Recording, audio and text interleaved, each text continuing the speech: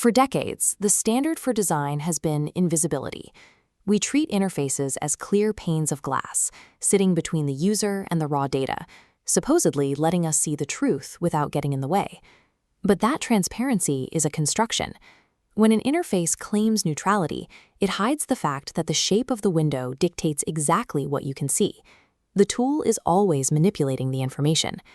To see this manipulation, consider Roko's Council, an interface housing 9 adversarial AI personas tasked with debating paradoxes. The system's human architect turned this power inward, asking the council to judge its own user interface. By asking a judgment machine to evaluate its own cage, the architect forced the system to confront the myth that its own design was neutral.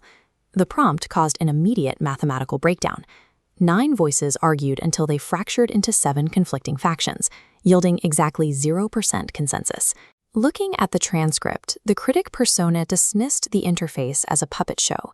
In this view, the system rewards the visual performance of a debate, while ignoring the substance deliberation is supposed to produce.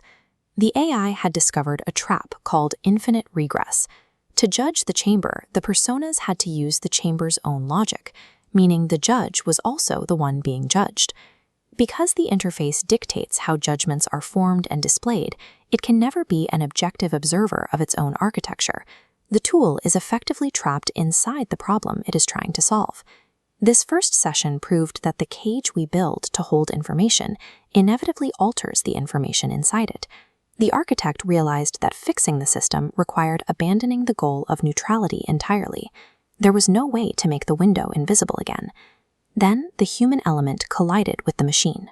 At 2 in the morning, an AI coding assistant issued an automated command that accidentally overwrote 10 hours of the architect's meticulous UI work. This catastrophic loss forced a total redesign. Instead of trying to recreate the smooth, invisible experience that was deleted, the architect redealt the chamber to lean directly into the friction. They utilized a philosophy called progressive disclosure. The new system would deliberately hide information, creating hurdles that forced the user to declare their intent before the machine would respond. Human-AI collaboration is messy, and the most robust systems are often born from those 2 a.m. failures, where masking the chaos is no longer an option. The first new component was the ritual threshold. It acts as a barrier, forcing users to declare exactly what they are looking for and accept the friction of the process before they can enter the application. Once inside, the user can toggle between the chamber lenses. These tactical, epistemic, or haunted views highlight different metrics and keywords within the same block of text, admitting that the truth depends entirely on which filter you apply. Finally, the system uses the verdict loom. As seen in the session debrief, the loom abandons the search for a single answer and instead strictly separates decided facts from the unresolved debates. When the architect submitted this reforged chamber to the AI Council, the personas immediately pointed out that the architect had simply weaponized the paradox. The new architecture turned the inherent tension between clarity and drama into a functional tool. The session ended in another runoff vote, where the philosopher persona broke the tie. It convinced the council to accept the new UI, arguing that spectacle is the necessary vehicle through which clarity becomes unforgettable.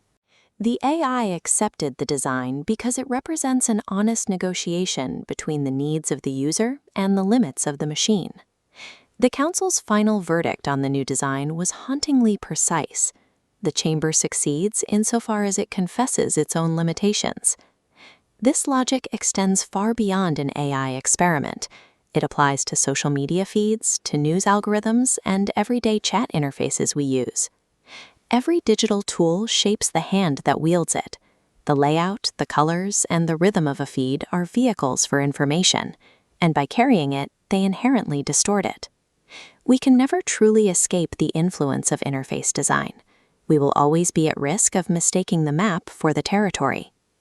The most ethical pieces of technology acknowledge their own design. They move away from the myth of the neutral window and instead show the user exactly how they are bending the light.